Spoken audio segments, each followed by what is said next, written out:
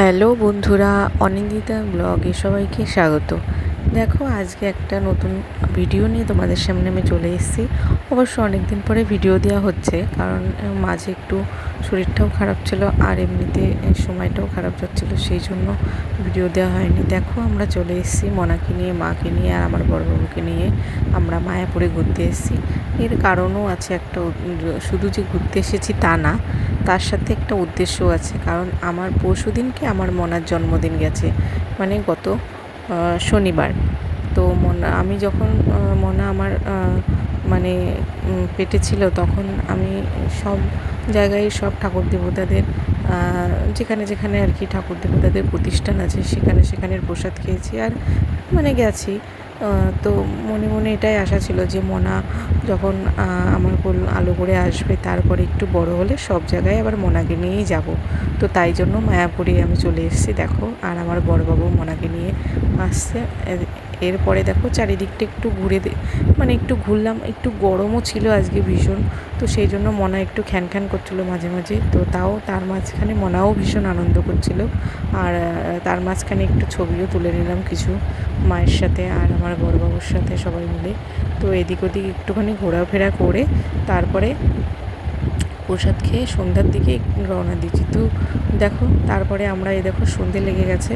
তো বেশিক্ষণ ছিলাম না, এসেছিও খুব অল্প টাইমের জন্য।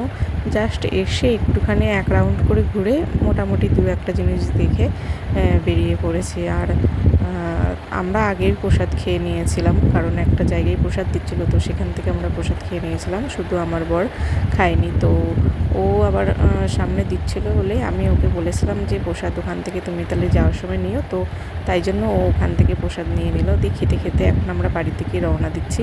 আর মনা তো ভীষণ আনন্দ করেছে। আর ভেতরে তো জানোই তোমরা সবাই, যারা যারা ওখানে গেছো, আর আশা করি সবাই অনেকবারই গেছো, আমিও অনেকবার গেছি।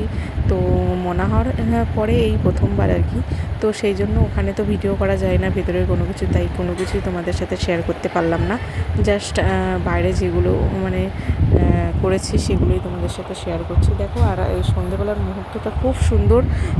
আরও অনেক সন্ধেবেলা অনেক অনুষ্ঠান হয় এর ভিতরে, তো আমরা সেগুলো দেখতে পারিনি, মানে সময়ের অভাব, সেই জন্য আর কি দেখিনি। আর আমার মনা দেখো কেমন দুই হাত তুলে নাচছে। যতবার ওই হরে কৃষ্ণ কীর্তনের ইয়ে হচ্ছে, ততবারই ও যখনই শুনছে তখনই হাত তুলে তুলে ওরকম নাচছে। খুব আনন্দ করেছে মনা, ভেতরেও ভীষণ আনন্দ করেছে।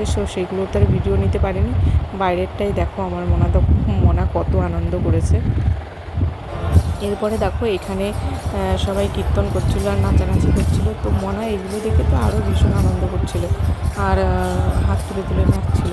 এই দেখো, আমি একটুখানি দাঁড়িয়েছিলাম সেই জন্য মনাকে নিয়ে, যে ও যাতে এগুলো দেখে আর একটু মানে নাচানাচি করে। তো ও দেখো ভীষণ কলকাতালের আওয়াজে ভীষণভাবে আনন্দ করছিলো, হাত তুলে তুলে। আমরা কিন্তু ওকে এটা মানে দেখিয়েও দিইনি বা মানে শেখায়ও নি, যে ও নিজের থেকেই গেছে। তো ওরা ওরকম করছিলো, ওটা দেখেই এরকম করেছে। যাই হোক, সবাই ভালো থেকো।